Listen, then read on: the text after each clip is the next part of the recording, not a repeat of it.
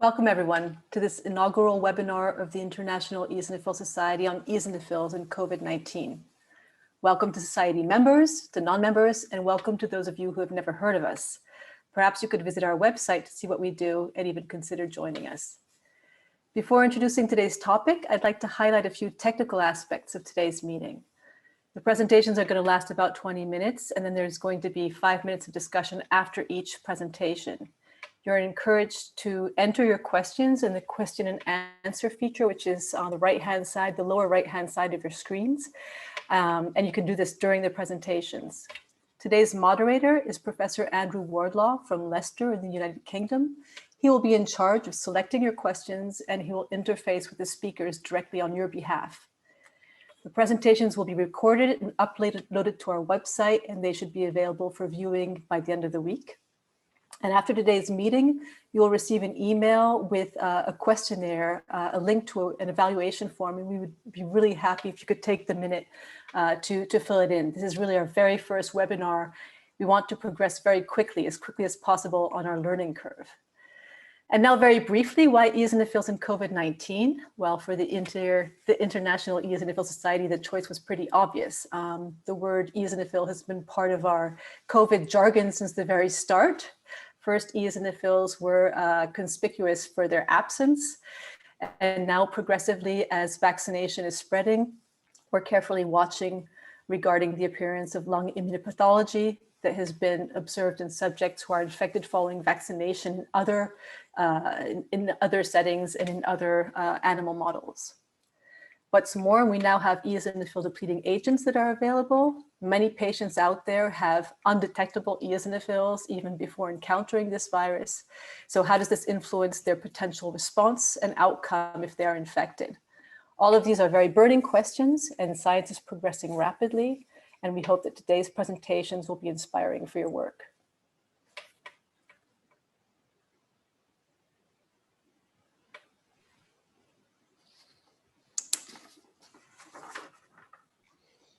Thank you, Florence. I would now like to open the seminar with our first speaker, Dr. Amali Samarasinghe, who is a Professor of Pediatrics at St. Jude's Children's Hospital at the University of Tennessee. And her presentation is on the subject of eosinophil involvement in COVID-19 and other viral infections. Thank you, Amali.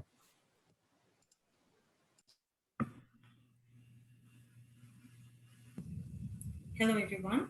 I would first like to thank the conference organizers of the International Eosinophil Society for the opportunity to talk about eosinophils in the context of respiratory viruses. This is especially exciting because eosinophils may not be what you would think of first when we think about antiviral host defenses.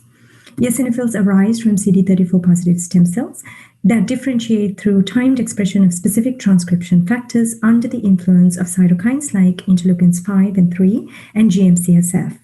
Eosinophils are multifunctional cells, and some of these cells are found resident in mucosal tissue, including the lungs, but generally these are cells that are made to order when needed. The respiratory mucosa from the nose all the way down to the alveoli is lined by epithelial cells that are often the primary target for airborne viruses. When a virus enters the nasal passages and its infection threshold is met and cognate receptors are found, it can initiate an infection which is perpetuated with the release of progeny virions that are able to travel downwards into the alveolar epithelium, causing infections. I have listed the most common respiratory viruses here, and I've separated them by the section of the respiratory tract that they prefer, which of course is based on the receptor distribution. But while both DNA and RNA viruses can cause infections in the respiratory tract, I will be focusing on RNA viruses marked by asterisks here in the context of eosinophils. In order for a cell to respond to a virus, it must first be in the vicinity or be close enough to sense the alarms that are set off by other cells that are affected.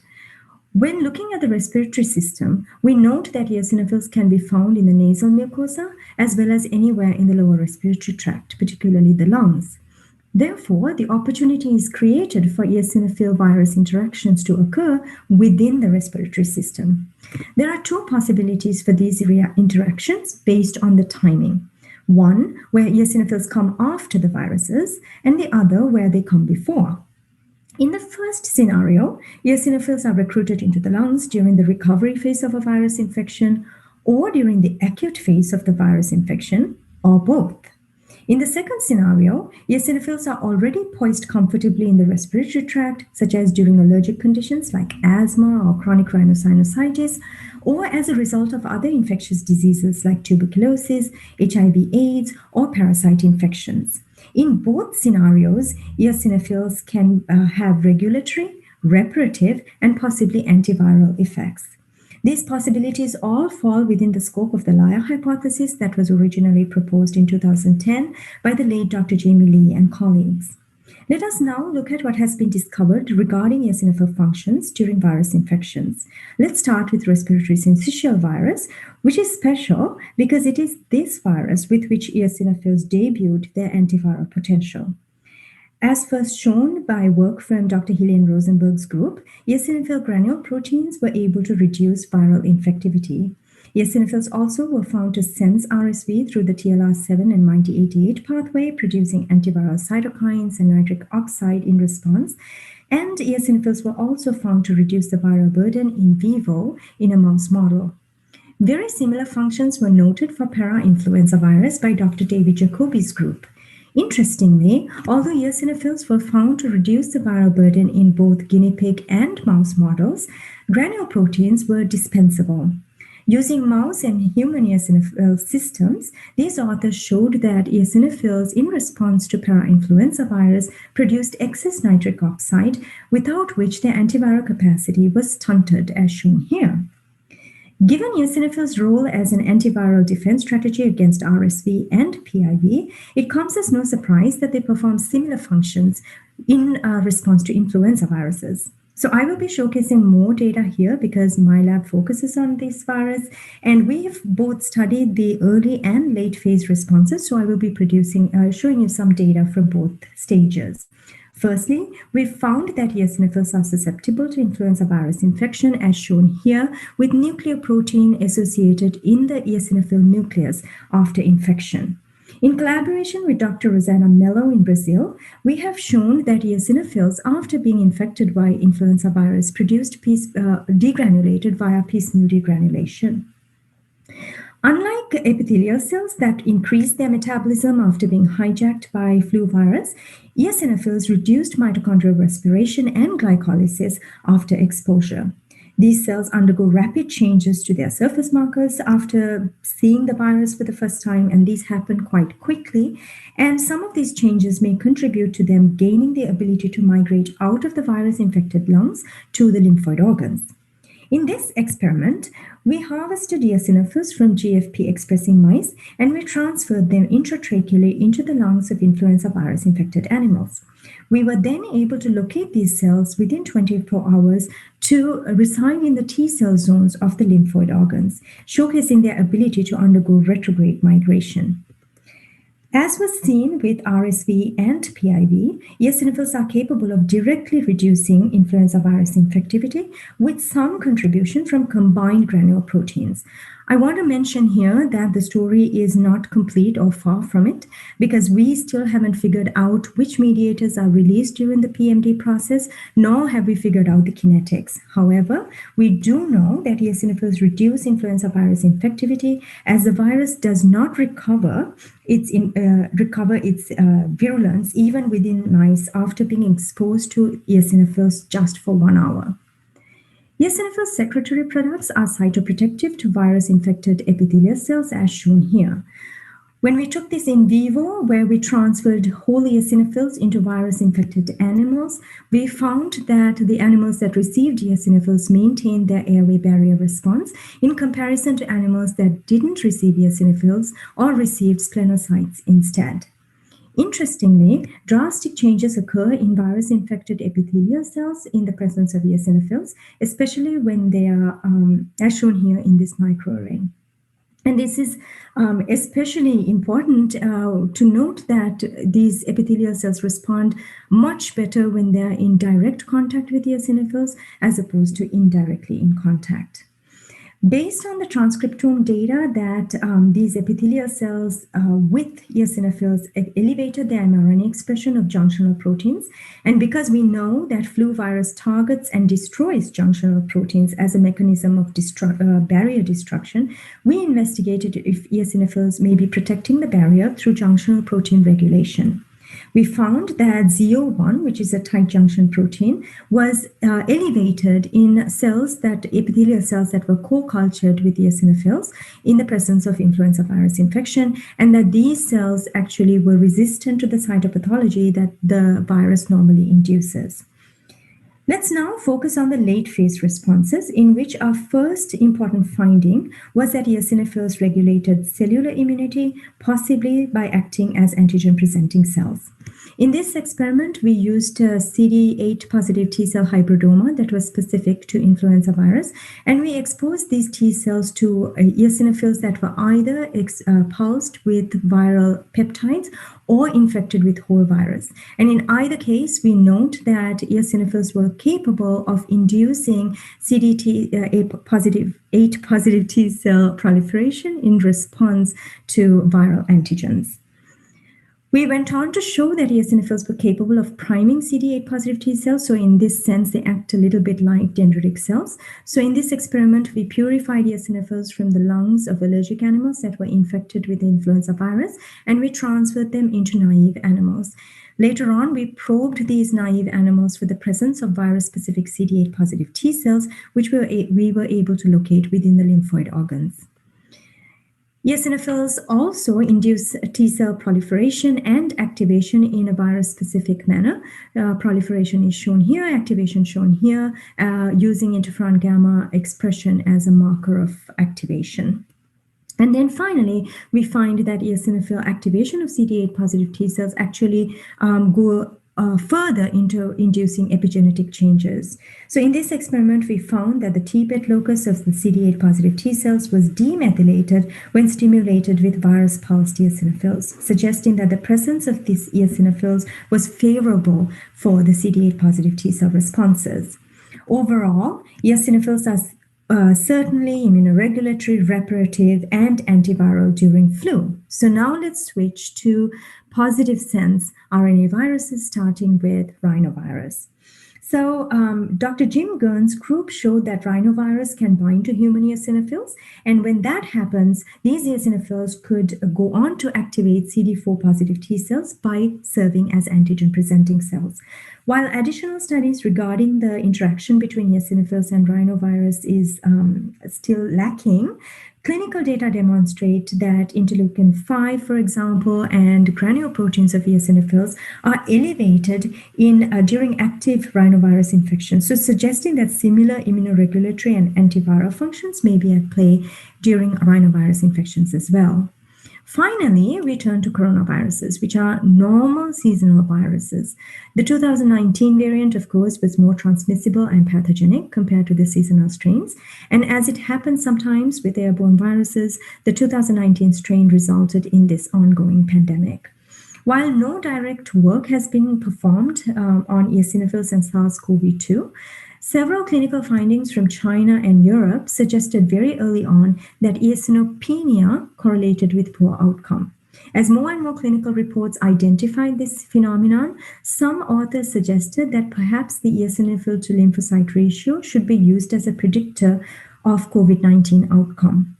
Others make a case for further stratification of this ELR based on the race and ethnicity of the patients, because reduced eosinophil counts in white and Hispanic patients, for example, resulted or correlated with mortality.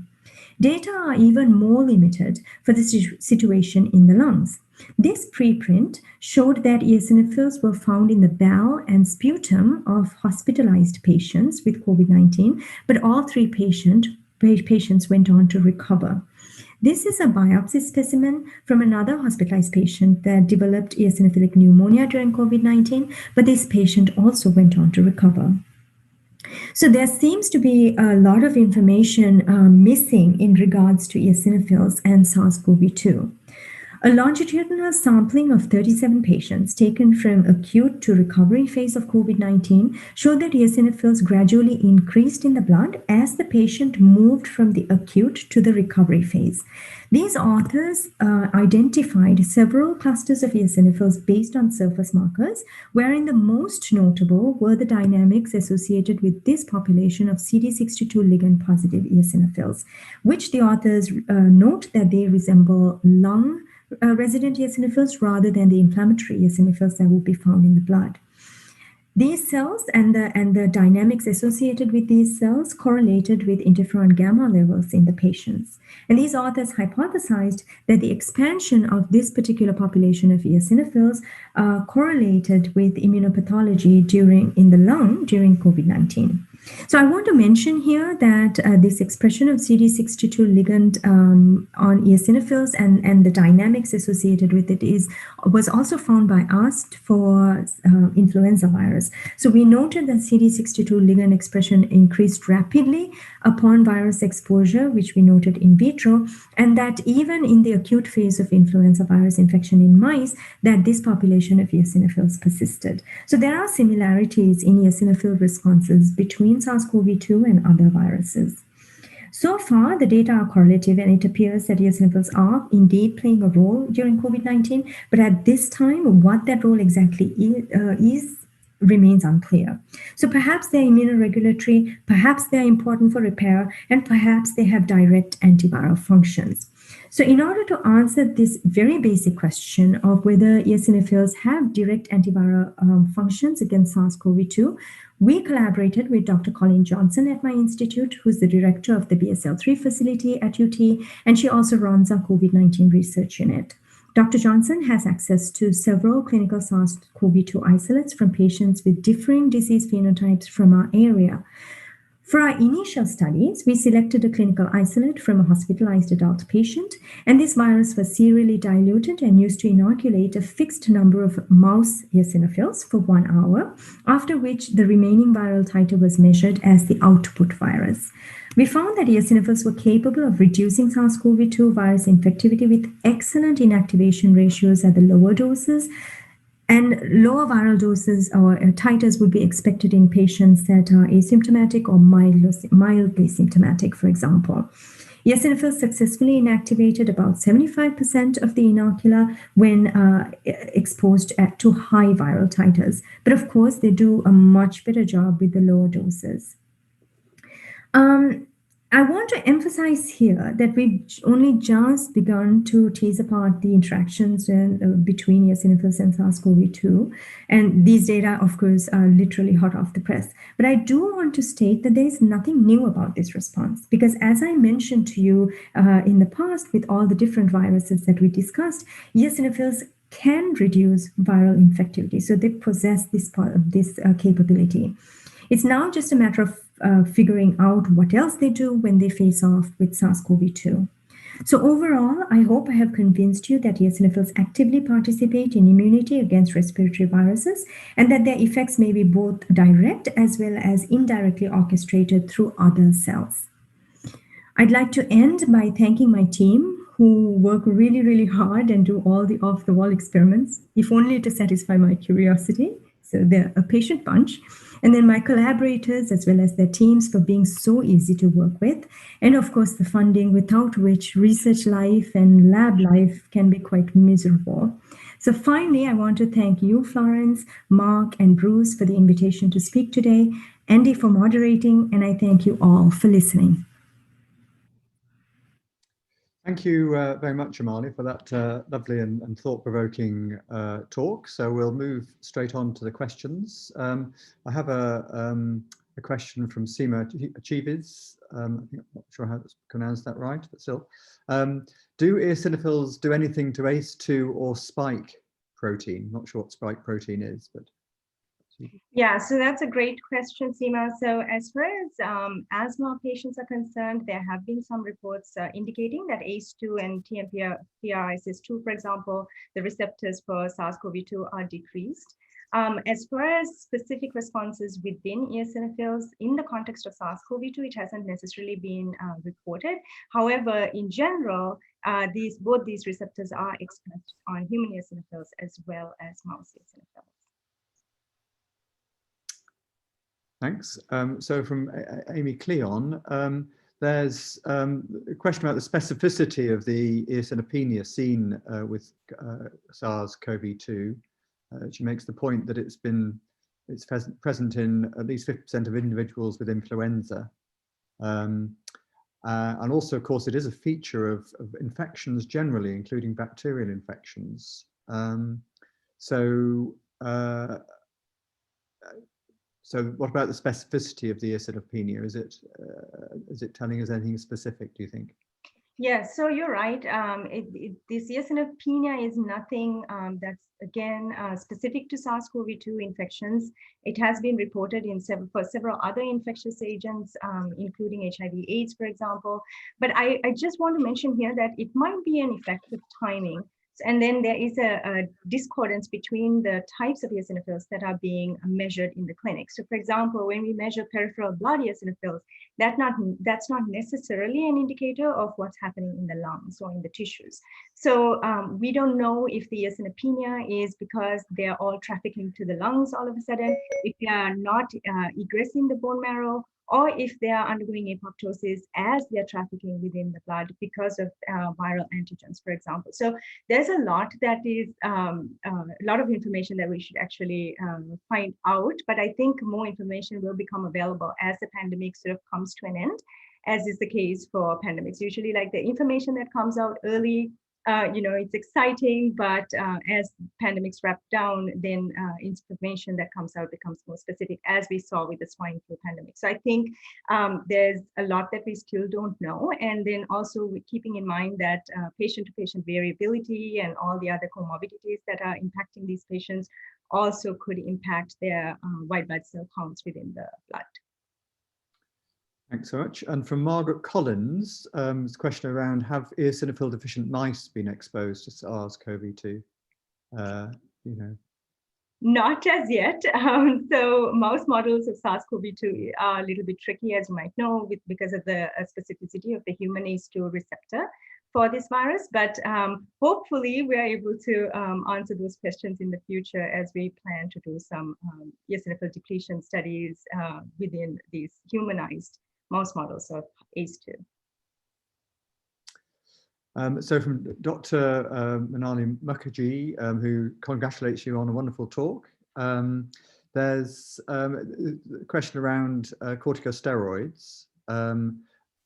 Obviously, there's some evidence that corticosteroids are beneficial in reducing mortality, and corticosteroids are very effective anti-eosinophil drugs.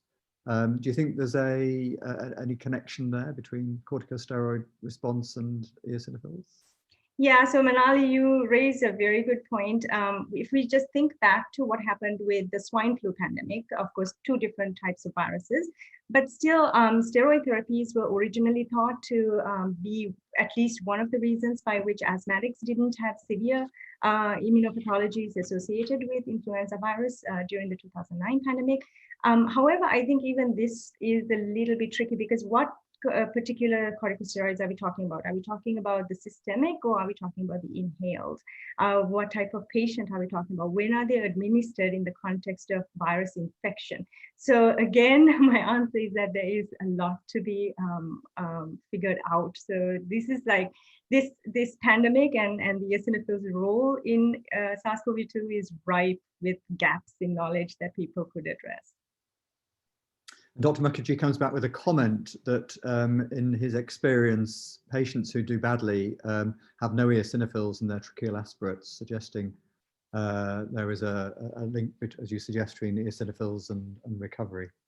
Right. So if we just go back to thinking about the limited patient information regarding the situation within the lungs with eosinophils, eosinopenia was observed early on, and then as the patients moved from the acute to the recovery phases, the eosinophil numbers came up. And that's the whole concept behind the ELR ratio, and looking at that in the context of recovery from COVID-19. So the thought process is that eosinophils may be functioning early on, And if they are abundant in the tissues or in the blood at the early stages, perhaps their antiviral properties are allowed to progress. And then as they turn, as the virus load goes down, then the eosinophil population can come back up where they no longer undergo apoptosis, for example. I really want to emphasize that eosinophil functions are very situational. So for example, when we think about our in vitro assays, if we put eosinophils with any type of virus, they are very antiviral. They reduce the infectivity. They just love to kill the virus.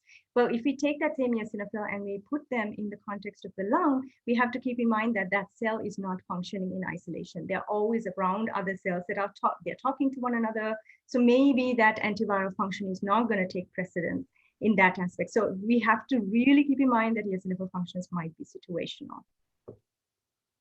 And I think for the last question from Judah Denberg. Hi, Judah.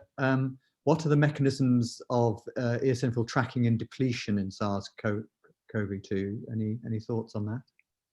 Yeah, so I think the CD62, the last paper that I showed, the CD62L expressing populations, so, CD62 ligand is normally shed by eosinophils when they reach the lungs. So I think that might be a mechanism by which they can track the eosinophils and to figure out where they go. But again, more specific longitudinal analysis are necessary with patients where, you know, niche specific eosinophils and their phenotypes are measured, as well as their viabilities. Lovely. Well, thanks very much for some great questions and responses. So now we'll turn to our next speaker, who is Dr. Mirna Chehade, who's also a professor of pediatrics and medicine and director of the Mount Sinai Center for Eosinophilic Disorders in the Akron School of Medicine at Mount Sinai. And she's going to talk about COVID-19 infections in eosinophilic and eosinophil-depleted patients, so some clinical data. Thanks very much, Mirna.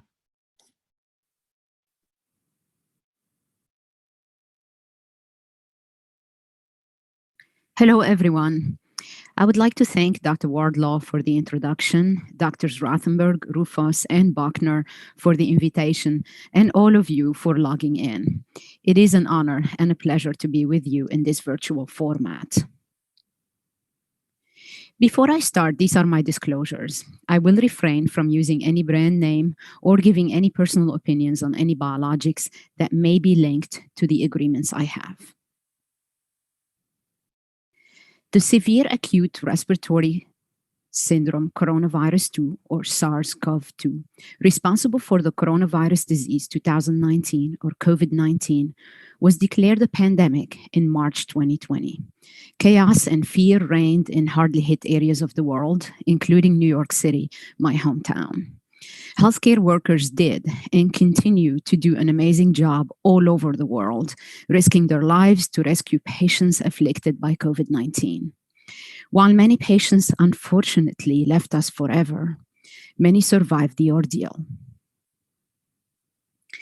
Studies that were conducted and were published at lightning speed revealed to us that risks for increasing mortality from COVID-19 include advanced age, male gender, and the presence of comorbid chronic diseases such as diabetes mellitus, hypertension, and cardiovascular disease. The clinical impact of COVID-19 on patients with eosinophilic diseases is not known. Eosinophenia has been reported in patients with COVID-19 and was even used as a marker of COVID-19 severity in a few reports. Knowing the impact of COVID-19 in patients with eosinophilic diseases is important, as this knowledge influences how we should counsel our patients and will influence what we should recommend regarding medications that they may already be taking for their eosinophilic disease. So what is the evidence so far? While there are many case reports and case series that have been reported so far, I will be restricting my presentation to summaries of larger studies, especially those that are based on registries.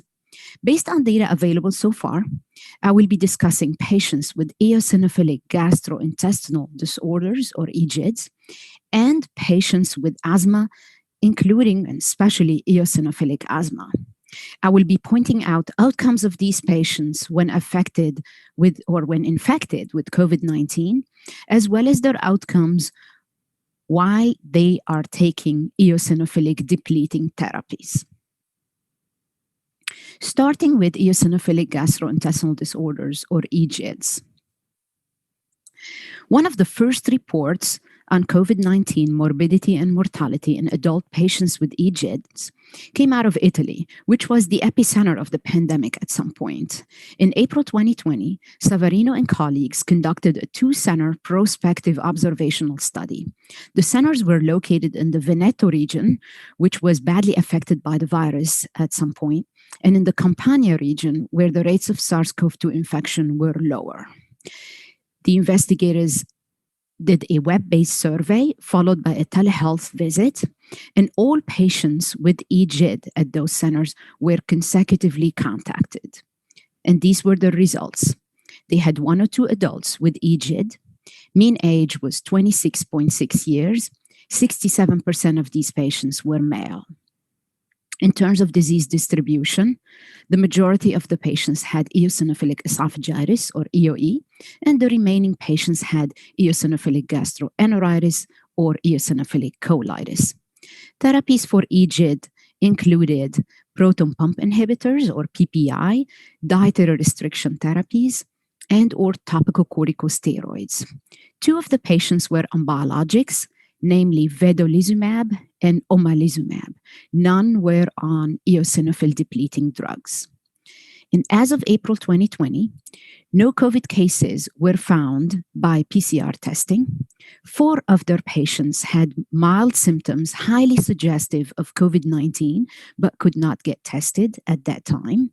And so the authors concluded that they had no cases of severe COVID-19 among their EGID patients. Similarly, Franceschini and colleagues reported on their patients residing in another part of Italy, namely Siena and its province. They had 36 adults with EoE. Their age range was 20 to 56 years, 69% of whom were male. And in terms of therapies, they were on proton pump inhibitors, dietary restriction therapies, and or topical corticosteroids, which were continued or they continued to take during the pandemic. None of their patients were hospitalized for COVID-19, and so they also had no cases of severe COVID-19 in their EoE cohort. How about other parts of the world, including the United States?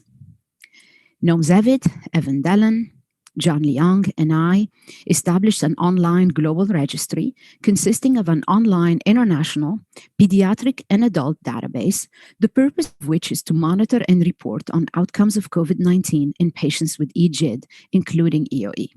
The website is covideoeegid.org, as you could see on your slide.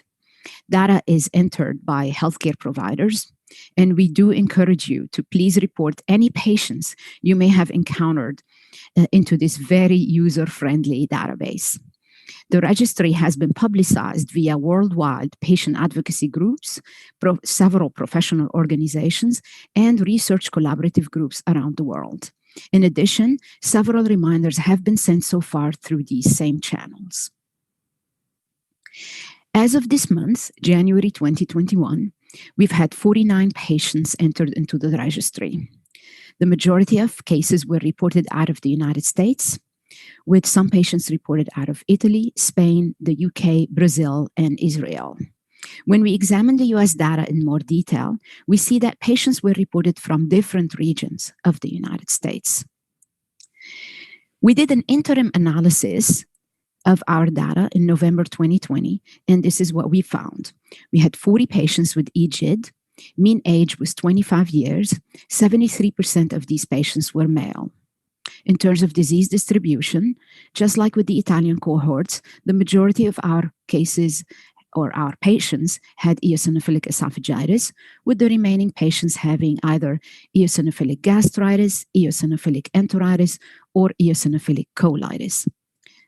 As for therapies for EGID, our patients were on proton pump inhibitor therapy, dietary restriction therapy, and or topical corticosteroids.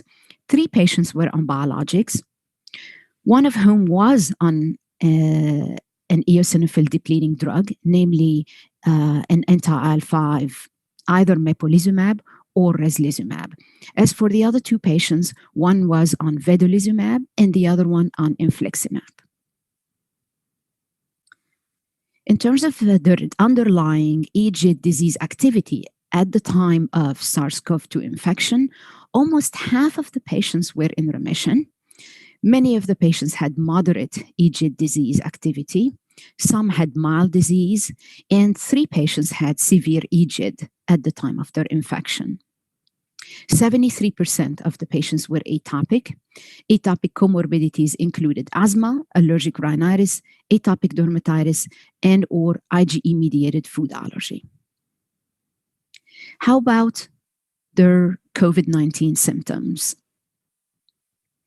In terms of systemic COVID-19 symptoms, first, before we go through that, I'd like to point out, as you could see on the leftmost part of the graph, that 6 out of the 40 patients were completely asymptomatic, and they were picked up by screening. In terms of systemic COVID-19 symptoms, a large number of patients had low-grade fever, much more frequently than high-grade, and other symptoms included myalgias, fatigue, as well as headache. As for localized COVID-19 symptoms, the most common symptom was cough, followed by dyspnea, rhinorrhea, nasal congestion, anosmia or loss of smell, and or ageusia or loss of taste. In terms of the overall COVID-19 illness severity, as classified by the physician who entered their data, besides the 6 patients that were asymptomatic, the vast majority had mild COVID-19. 2 patients were classified as having moderate COVID-19 severity, and none had severe illness. Only 1 patient was hospitalized and received antivirals. No deaths were reported. The median duration of symptoms was 6.5 days. Around half the patients were continuing their EGID therapies at the time of the infection, and no flare of their EGID occurred as a result of COVID-19. So to summarize this section, EGIDs and COVID-19, what to advise patients for now? Based on the data I presented so far, it appears that there is no risk or increased risk of severe morbidity or mortality from COVID-19 in EGID patients, and EGID patients may continue medical therapies for EGIDs as indicated. In terms of statements, in March 2020, Drs. Rothenberg and Fruta, on behalf of the Consortium of Eosinophilic Gastrointestinal Researchers, or SEGAR, stated that although there was no clear information at that time, SEGAR did not expect to see severe COVID-19 in patients with EGIDs compared to the general population, and they advised to continue diet and topical corticosteroids for EGIDs as indicated by their physician. In addition, I'd like to point out that information on COVID-19 is evolving as more studies are conducted with possible updated statements over time. Therefore, it's really important to stay tuned to any new information that may come out in the near future. Moving on to severe asthma and eosinophilic asthma. For this section, I will be summarizing 2 studies. The first one is from Belgium, in which Hannon and colleagues conducted an observational study, which included patients from the Belgian Severe Asthma Registry. The investigators conducted a questionnaire and performed testing for many of their patients, either for using nasopharyngeal swabs for PCR or did serology for the virus antibodies. And these were the results.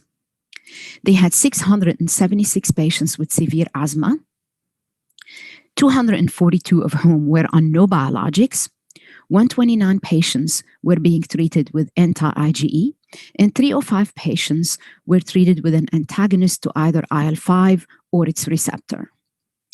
3 out of the 242 patients that were not on biologics had confirmed COVID-19, one of whom was hospitalized. 4 out of the 129 patients treated with anti-IgE had confirmed COVID-19, with none of them hospitalized, and 7 out of the 305 patients treated with an antagonist to IL-5 or its receptor had confirmed COVID-19 infection, 4 of whom were hospitalized. There were no severe asthma exacerbations, no ICU or intensive care unit admissions, and no death. Based on these results, the investigators concluded that treatment with biologics, including those that deplete eosinophils, did not seem to be associated with a higher risk of SARS-CoV-2 infection or with more severe COVID-19.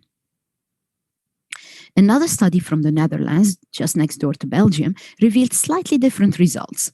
In this study, Igor and colleagues conducted a prospective ongoing survey that included patients from 15 hospitals of the Dutch Severe Asthma Registry. And this is what they found. They had 634 patients with severe asthma that were on biologics for their disease, 9 of whom contracted COVID-19. They had a severe course, worse than that of the general Dutch population. 8 out of the 9 patients had eosinophilic asthma. 6 out of the 9 were on eosinophil-depleting drugs. Namely, 3 of them on mepolizumab, 1 on rezlisumab, and 2 on benralizumab. As for the 3 patients that were not on eosinophil-depleting drugs, 2 of them were on omalizumab and 1 on dupilumab. Many of the patients also had comorbid risk factors for severe COVID-19, including obesity, diabetes, and or cardiovascular disease. Only 1 patient had asthma exacerbation. The vast majority were hospitalized, many of whom were admitted to the intensive care unit for intubation and mechanical ventilation, and 1 of the patients died. The investigators concluded that patients with severe asthma on biologics had a more severe course of COVID-19. The question then they raised was, why was their course more severe? Was it because of their comorbidity? Or was it because of their underlying asthma severity? Or was it because of the biologics that they were on? Or even a combination or these factors? The answer is not yet clear. So to conclude this part on eosinophilic asthma and COVID-19, what to advise patients for now? Based on the data I presented so far, it appears that there is no clear-cut evidence that patients with eosinophilic asthma are at higher risk of severe COVID-19, and that there's no strong evidence that antagonists to IL-5 or IL-5 receptor increase the risk of severe COVID-19, as the severity of underlying disease and the presence of comorbidities are possible contributing factors to COVID-19 morbidity, as I've shown you in the last study. What about statements from major organizations on this? In a position paper by several European allergy organizations, including the European Academy of Allergy and Clinical Immunology, or EACI, no clear recommendation was found. However, they did state that interruption of antagonist to IL-5 or its receptor may be riskier for patients, as the need for systemic corticosteroids may increase in these patients. And as you know, systemic corticosteroids may increase COVID-19 morbidity. In a brief communication, the American Academy of Allergy, Asthma, and Immunology mentioned that it is reasonable to continue administration of biologics if indicated. In another brief communication, the American College of Allergy, Asthma, and Immunology, or ACAAI, advised that patients with severe asthma remain on medication, including biologics if indicated. In addition, I'd like to point out here again that information on COVID-19 is evolving as more studies are conducted, with possible updated statements over time. Therefore, it is important to stay tuned to any new information that may come out in the near future. To close, I'd like to thank my team at the Mount Sinai Center for Eosinophilic Disorders for collecting much of the data for the EGID COVID-19 Global Registry and for helping me hold the fort so I'm able to give these talks. Also, I'd like to thank our various partners that endorsed our Global COVID Registry projects, including SIGAR, Ureos, UEG, NASPGHAN, and ASPGHAN. I would also like to thank the various gastroenterology organizations listed here, the Quad AI, and the various patient advocacy groups listed here who helped us disseminate information about our Global COVID Registry project. Thank you for your attention. Thank you very much, Mirna, for a lovely and intriguing, fascinating talk. We're now open for questions. I have a first question from Christophe Demet, that making the point that age is probably a confounding factor in the Dutch study that you mentioned, as anti-eosinophil drugs are often given to older patients compared with omalizumab or dupilumab. Was it age? Was age taken into account in the report? Yes, indeed. I did not mention the age of these patients, but they do happen to be, as you expected, on the older side. And we know that older age is one of the factors that could increase the severity or is associated with finding severe COVID-19. So yes, indeed. And he also thanks you for a great talk. Thank you. From Ellie Kogan. So several vaccines against SARS-CoV-1 have induced Th2 responses with sometimes a severe hypereosinophilia. I didn't know that. Is there any information regarding such consequences after vaccination in patients with Th2 diseases such as allergic asthma or EGID? In other words, does the vaccine response change in those patients? So I'm not aware of any of this data for SARS-CoV-2 vaccination. However, I do admit that there might be something new that I'm not aware of just because the data is coming in so quickly. And so I believe our co-speaker will be speaking about vaccines, Dr. McNeil. So I'm hoping we will learn on that further. Okay, thanks. So obviously, asthma comes in all shapes and sizes with eosinophilic and non-eosinophilic. Is there any evidence, do you think, that the risk from COVID changes with the endotype of the asthma somebody has? Great question. So right after these talks were recorded, we just got a paper that's published in the Journal of Allergy, Clinical Immunology in Practice. It's by Ferestraru and colleagues that looked exactly into that. So they had 951 patients that went to the emergency department of Montefiore Hospital in the Bronx and in that system in the Bronx in New York. And what they looked at is the different endotypes and the rates of hospitalization. They also looked at mortality among those that were admitted with respect to these different endotypes. So what they found was that patients with prior eosinophilia, as defined by a mean absolute eosinophil count or 150 or more cells per microliter, were significantly less likely to be hospitalized. And then when they looked at mortality among admitted patients, they found that patients in whom the absolute eosinophil count increased to a peak of 150 cells or more during admission were significantly less likely to die than those whose peak absolute eosinophil count remained below 150 cells per microliter. So this is compelling data that tells us that perhaps those with eosinophilic atopic asthma are more protected. Thanks. So Dr. Amali Samarasinghe, again, thanks you for a very nice talk. Do you have any data on or comments on the use of Dupixent? At Master, there's anecdotal evidence of that post-COVID there was reduced antibody response in a patient on Dupixent and remains symptomatic till now. So any connections with Dupixent? Well, I have not seen any papers published yet in certain formats on the use of dupilumab and its effect. So it will be hard to answer this question unless we see some data summarized in the literature on this. Well, it is interesting, isn't it, that considering most respiratory viruses do make asthma worse, it's the major trigger for asthma exacerbations, that we're not seeing this with, obviously, it's not with COVID, isn't it? That's exactly true. That's the intriguing part, is that, as Dr. Samarasinghe also showed, how you get more viral infections and more asthma exacerbations even. And with SARS-CoV-2, we're not seeing that.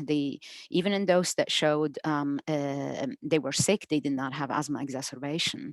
We're seeing the same thing even with the eosinophilic GI disorders, at least from the preliminary data that's available so far. There's no flare of the allergic disease in the when the gut is involved with this. Yeah, and I think it's true of COPD as well. So it's behaving quite differently to the standard respiratory virus. Okay, well, thank you very much for a lovely talk. And we'll now move on to our third speaker, who is Dr. McNeil from the Division of Healthcare Quality Promotion at the Centre for Disease Control. And he's going to talk about vaccine hypersensitivity with a focus on COVID-19. Thank you very much, Dr. McNeil. Good morning. I'd first like to thank the organisers for inviting me to talk to you today about vaccine-associated hypersensitivity with a focus on the new COVID-19 vaccines. Vaccine-associated hypersensitivity covers a broad spectrum.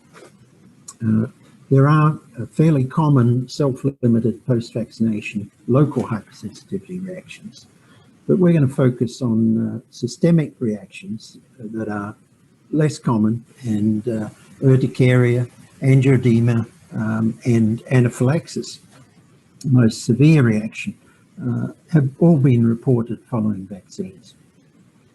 We're also going to focus on acute onset type 1 IgE-mediated mechanisms for anaphylaxis following vaccines, although there are other mechanisms for anaphylaxis. Anaphylaxis can occur in people with and without a history of hypersensitivity, and it can lead to death. Evaluation is important in patients after vaccines because you would like to determine the mechanism of reaction, and sometimes you have to assess those patients for their need for future vaccination, possibly desensitization. Anaphylaxis is an acute hypersensitivity reaction affecting multiple organ systems.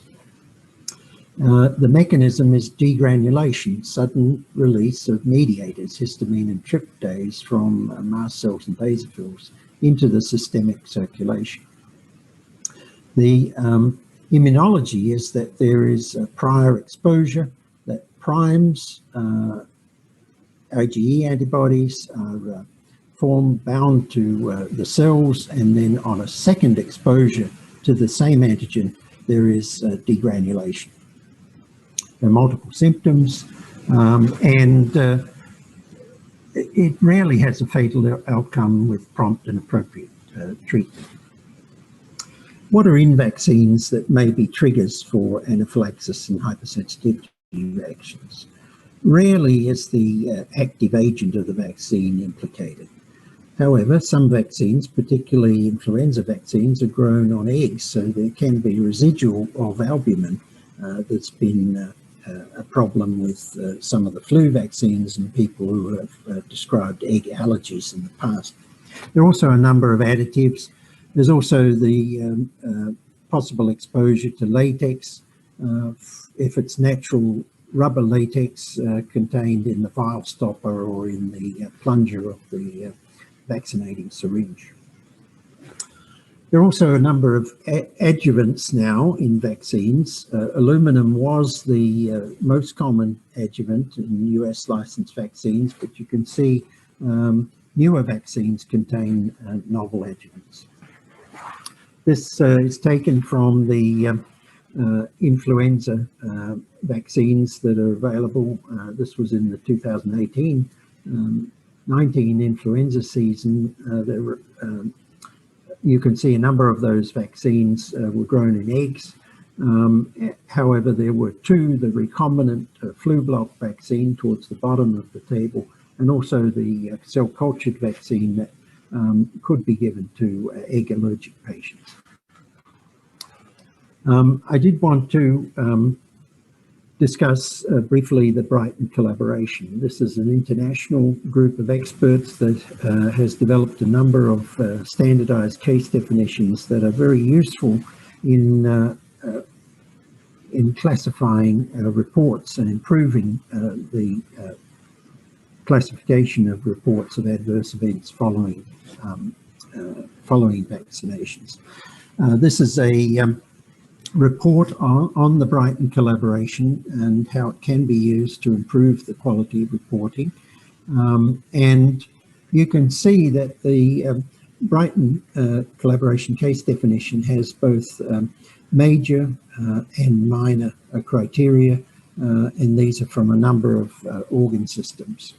The actual algorithm itself, it is divided into levels, levels 1 to 3 of diagnostic certainty, and in all reports there should be a history of a sudden onset, rapid progression of symptoms and signs, and involvement of more than 2 organ systems.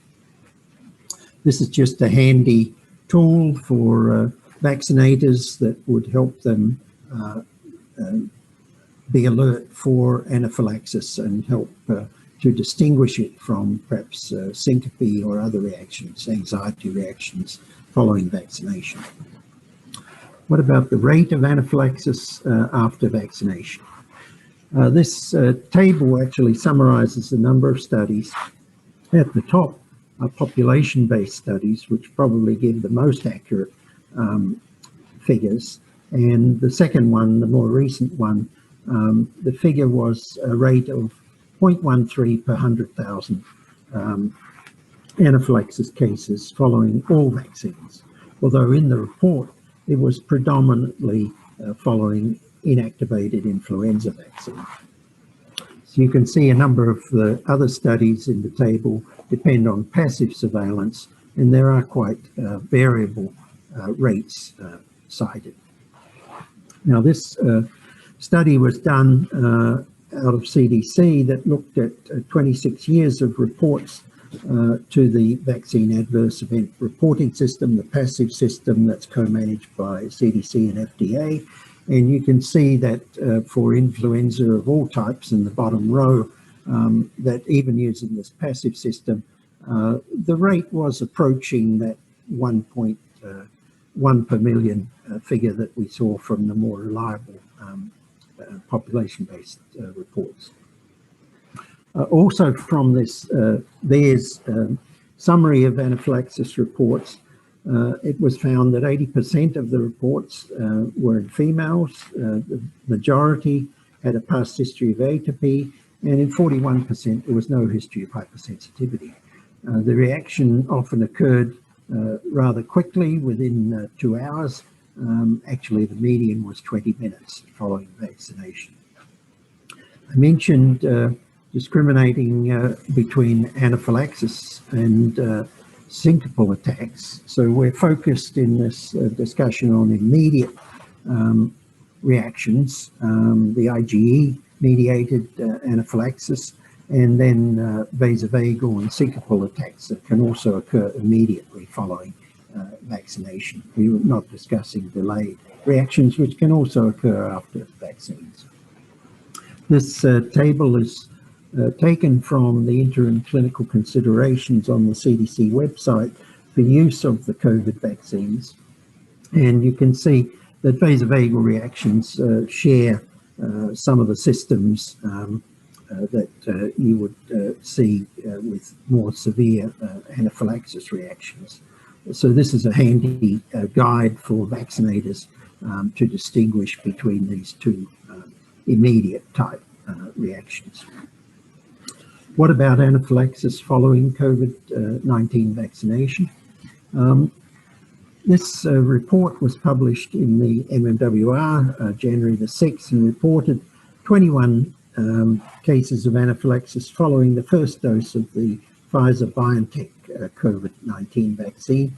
And you can see that the 21 cases with a denominator of about 1.9 first doses of the vaccine administered gave a rate of 11.1 cases per million doses, which is higher than we saw in the population-based study. This figure is taken from that MMWR, and you can see that most of those reactions had onset within 15 minutes and certainly a majority within 30 minutes following the vaccine. A table taken from the MMWR on those 21 cases showed that they were a median age of 40 and 90% female, and 86% had onset within 30 minutes, and 81% had a documented history of allergies or allergic reactions prior. What is in the current mRNA vaccines that may be contributing to hypersensitivity reactions? The mRNA is equivalent in both vaccines, and it is contained in a lipid nanoparticle. And you can see highlighted in the blue rectangle that both vaccines contain this lipid polyethylene glycol. They also contain a number of salt sugars, but we're going to focus on this PEG, polyethylene glycol. There have been reports that polyethylene glycols can be possible causes of anaphylaxis. These are hydrophilic polymers. They're ubiquitous in a number of medications and household products. They're used in medications to improve the pharmacokinetics. They can be associated with anaphylaxis and death.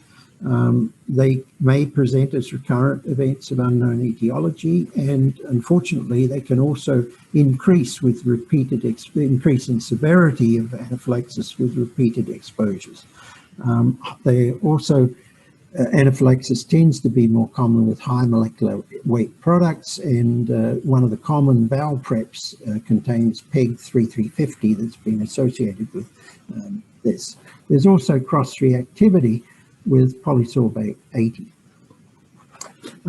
This cross-reactivity can be explained by the chemical structure, because both of these compounds contain these repeating ethylene oxide units.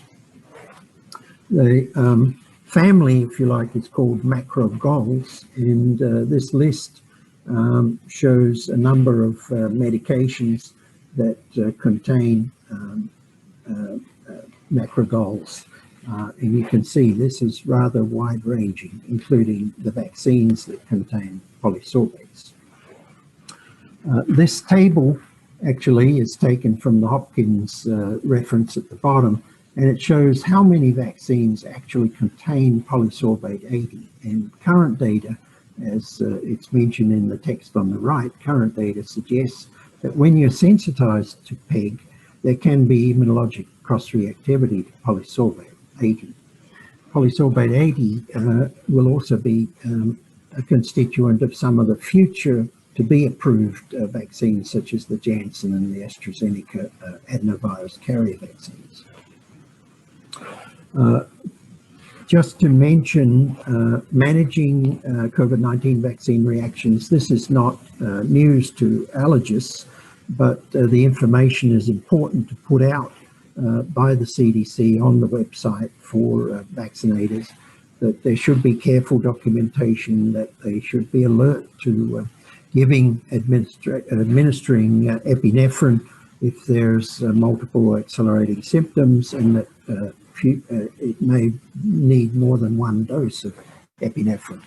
Also, there's advice about obtaining samples for serum tryptase, complement activation products, and possibly saving samples for specific antibody tests for PEG.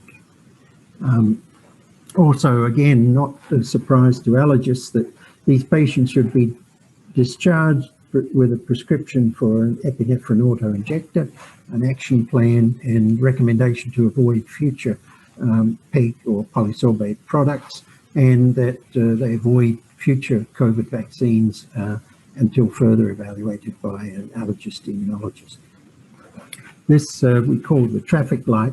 I'll just focus actually over on the contraindications in the red column. You can see that a history of a severe allergic reaction, that is anaphylaxis, after a prior dose of mRNA COVID vaccine, is a contraindication, as is an immediate allergic reaction, that is a reaction of any severity within 4 hours to an mRNA vaccine or one of its components, such as PEG, or an immediate allergic reaction of any severity to polysorbate. Do not vaccinate, consider referral to an allergist immunologist. This is contained on the clinical considerations webpage that I mentioned, the references at the bottom. Finally, I'd just like to express my thanks to Dr. Risma and other colleagues at CDC, and thank you. I look forward to your questions. Thank you. Bye. Thank you very much, Dr. McNeil. That's a very interesting and comprehensive talk on an important topic. Now open for questions. So perhaps I'll just kick off. A previous questionnaire suggested that some patients developed a significant eosinophilia after vaccination. Have you come across that at all? Do you know what that comment's based on? I am sorry to admit that I'm not an eosinophil scientist, and I don't actually have clinical information on a number of those anaphylaxis reports to answer that question. Do people get sort of drug type reactions, more delayed, the syndrome called DRESS that you may be familiar with, the sort of drug reaction with eosinophilia? Is that a feature of vaccinations at all? Do you know? Again, I would defer to experts. I'm sorry, I'm an epidemiologist. I can speak to the public health response to these cases of anaphylaxis following the vaccines, but I would defer questions to do with the pathology. Okay. And in terms of epidemiology, you mentioned the US data there. I mean, I know that we've had some anaphylaxis cases in the UK, which are similar. Yes, that's very interesting, and I'm sorry that I did not include a reference in my talk to the second report, which has come out now, reporting anaphylaxis cases following the Moderna vaccine. There is a report came out published last Friday that described 10 cases, actually all female. A number were admitted to ICU actually. But the rate of anaphylaxis following the Moderna vaccine was only 10 cases after approximately 4 million first doses of Moderna. So the rate was significantly lower than the rate that followed the Pfizer vaccine. And I guess that was the problem of Pfizer coming out first at a time when there were actual media reports from the UK that in the first days, I believe, of the Pfizer vaccine being used in the UK, there were anaphylaxis cases. So our system, the passive reporting system, the vaccine adverse event reporting system, can be influenced by stimulated reporting. And I think that we now are a little bit reassured that anaphylaxis following the vaccines is perhaps not as high as initially reported. Of course, our we are tracking the passive reports to this system, but any signals that are seen in the passive reporting system, we have backup systems. We have systems where we actually have population-based EHR data from several healthcare systems around the country, and we will be able to do follow-up of any VAERS signal. We also are conducting active surveillance in that network of systems across the country for any other unusual adverse events following these vaccines. So we have a question as to whether there's any safety data in patients with a history of Guillain-Barré syndrome. Yes, again, Guillain-Barré, we just to focus again on how the CDC is monitoring for adverse events following the vaccines. We, in the network that I described of healthcare systems, we have a population of more than 12 million people under active surveillance. We have a list of approximately 20 what we call pre-specified adverse events, including things such as anaphylaxis, Guillain-Barré syndrome, Bell's palsy, and the list goes on. We are looking at weekly data from this EHR system to be able to see any signal for any of those pre-specified adverse events. And to date, things are very, very early, but we have not seen any signals. And as I said, we are monitoring the passive surveillance system, the VAERS. We're monitoring actively, weekly, the data from the EHR systems. We also have a system called vSafe, where people receiving the vaccine are encouraged to enroll in a smartphone app that CDC sends text messages to them daily for a week, weekly for a month, and then 3 monthly, inquiring about their health and if they have any symptoms. If they do report that they've sought medical care following a dose of the vaccine, then they are called actively by a call center, and if necessary, a VAERS report is completed on the phone. So multiple systems are in operation, and to date, luckily, we have not seen anything concerning. And Guillain-Barré, I'm sorry, that was your original question, is certainly being monitored judiciously. So Joanna Vite asks, is there any data regarding the prevalence of sensitization to PEG in the general population? That's an interesting question, and I do want to emphasize really that CDC is working with a group of very experienced allergists to develop those recommendations, and this is a hypothesis, the PEG association. There is effort being undertaken by the NIH. They are actually working with a number of centers of allergy across the country to do follow-up studies to see if they can nail this hypothesis down a little better. As far as skin testing, I think the allergists are debating the approach that allergists will have to take when they're referred these difficult patients. And I would urge people to keep an eye on that webpage, the Interim Clinical Considerations, because there will be further information coming on that page as to the question of how these patients should be managed.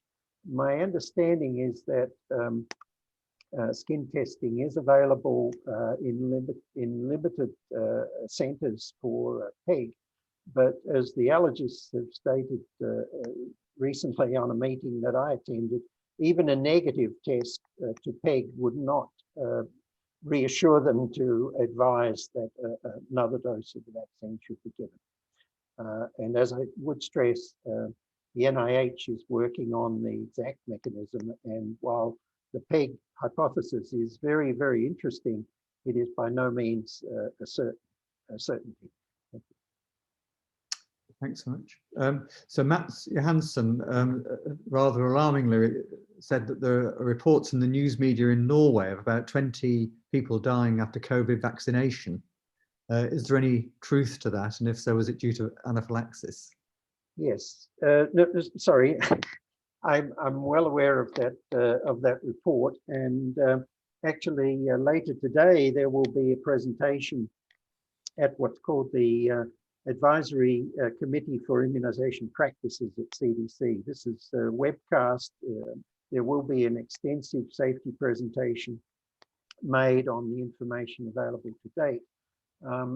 We have looked carefully at background rates of a number of these outcomes so that we can compare those to what we're seeing in the data from our surveillance systems.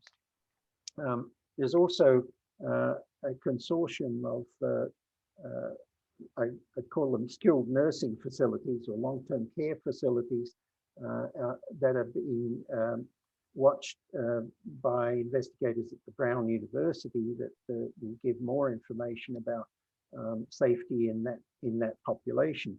But my understanding is that reports to VAERS so far are of the order of about 1,000 deaths in what we regard as people who would be in long-term care facilities, and the background rate for deaths for other reasons, nothing to do with the vaccine.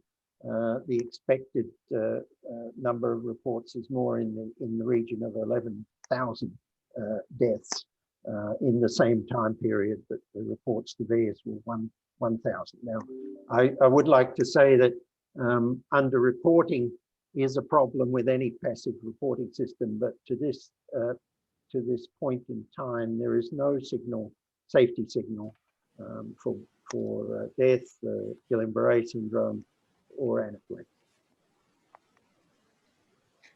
Okay, so we've now come to the end of our time, and I'd like to thank all the speakers for excellent and very stimulating and interesting talks, and all the attendees, particularly those who've asked these very interesting questions. And I'll hand over to Florence to close the meeting. And thank you very much, Andrew, for moderating this session. This was a very first webinar, so that was very courageous of you. I'd like to thank the speakers for their outstanding presentations, especially as this was very short notice. This meeting was organized and set up not long ago, so these were really very, very interesting, very timely, very hot topics. Thank you very, very much for agreeing to join us today. I'd also like to thank Kate and Chris from EDI who helped with all the logistics, and they made this first webinar a technical success, and that was also very, very important to acknowledge. Thank you all for attending. I hope you appreciated this first webinar. As I said earlier with my introductory notes, please let us know how we did by filling in the evaluation form. All comments and suggestions for improvement are very welcome, whether it be for topics or the way questions and answers were handled. We really are very keen on having your feedback. We would also like to announce the next webinar that will be held on Wednesday, February 24th, same time as today. The topic has yet to be fully fleshed out, but it will be communicated to you, to all those that have registered at least very shortly. So I guess that now it's time to get back to whatever you do at this time of day or night. And I'd just like to thank you all once again, and please ask you to stay safe, everyone. Goodbye. Thank you very much.